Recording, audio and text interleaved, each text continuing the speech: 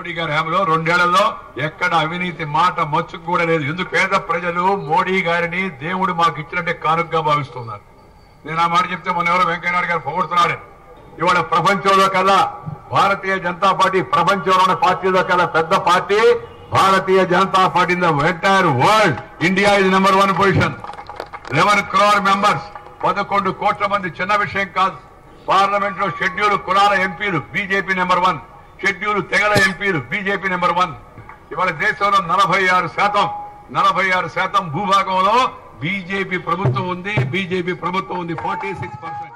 ప్రజల ఆవేదనను, రైతుల ఆక్రందనలను, అప్పుల ఊబిలో కూరుకుపోయి 3000 మంది రైతులు ఆత్మహత్యలు చేసుకుంటుంటే కడుపు తరుక్కుపోయి శాసనసభలో మాట్లాడి ప్రభుత్వాన్ని నిలదీయాలనే ప్రయత్నం చేస్తే పోలీసులను పెట్టి బరబరా ఈడ్చి బజార్లో పడేస్తే